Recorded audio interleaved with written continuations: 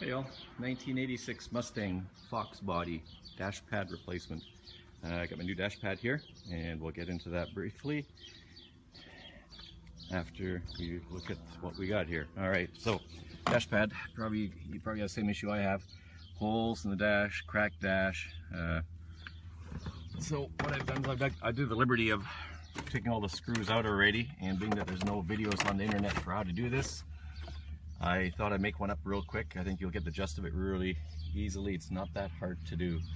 All right, so 3 screws, Phillips screwdrivers for the dash cover here. One on the left side, there's going to be one on the right, and then to the left of it as well. Once you remove those screws, the dash top cover moves forward, and you can pull that straight up and out.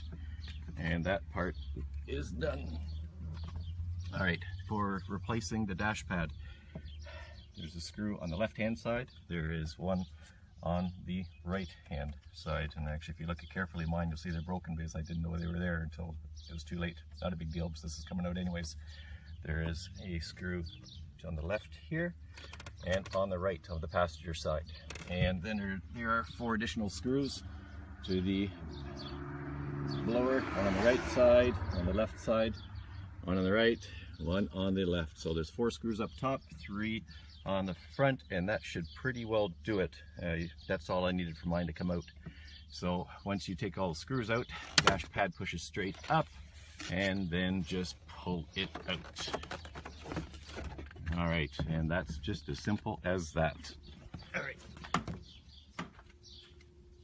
Once you remove the old dash pad, there are 3 clips on it that were over the gauge cluster. There it was here, here, and here. You'll see the clips when you pull them out.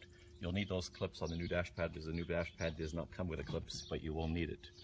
All right, real quick. So the new dash pad does not come pre-drilled. So I had some problems with that, but then I got creative thinking outside the box. All right, so to show you what I did here for that. The trick is knowing where to drill the holes, and you know what, the spots that they give you on the dash pad may not necessarily line up with where yours need to be. So what I did is I got some acrylic paint from inside the house, and I put a streak of it on the left side of the clip, a streak of it on the right side of the clip. So essentially I had 2 straight lines of paint. Did that for all 4 of the clips. Take your new dash pad, set it in place, and firmly push it in. Make sure that everything's seated properly where all the holes need to be so that the dash pad is nicely seated. And again, just push it in nice and firmly, pull it out. When you do that, you will see on your dash pad, at least it worked for me nicely for all 4 of them, and you can see the little remnants of it here. I had lines of yellow paint, so what I did is I drilled right between the 2 of them with an 1/8 pilot hole. Did that for all 4 of them. After that was done, then I grabbed a 1/4 inch drill bit and drilled it through the opposite side so that holes were in place for the screws to go through, and you'll see that those are there. After that is done, then take your dash pad and put it back in again. And this part is easy as well. If you get your dash pad in, it doesn't get stuck in the door like mine. All right, so I'm just going to go through the motions on this. I'm not going to seat the thing right in right now because mine's been in a little bit temperamental to get seated properly.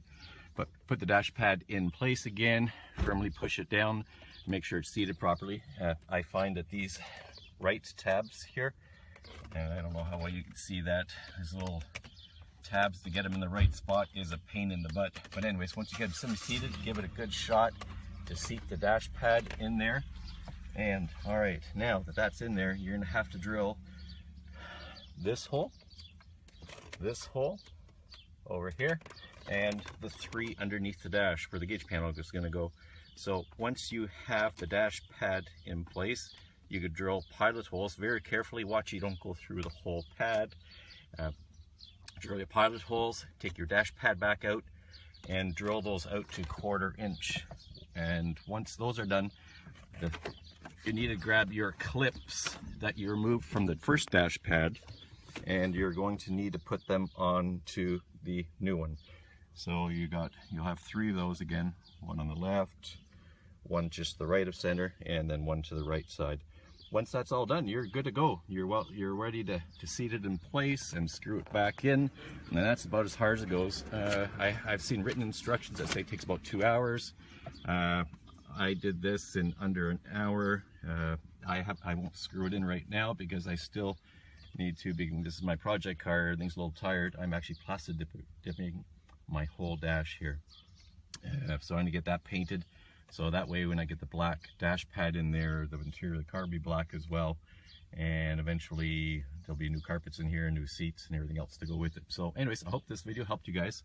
Good luck with the process. Take your time, don't rush it. These things are not cheap to buy. So, oh yeah, one other side note. Let me just pop this out real quick here. Great time right now, guys, to replace, guys and gals, to replace the speakers on your dash. They're on my 86 Foxbody. They are 3.5-inch speakers.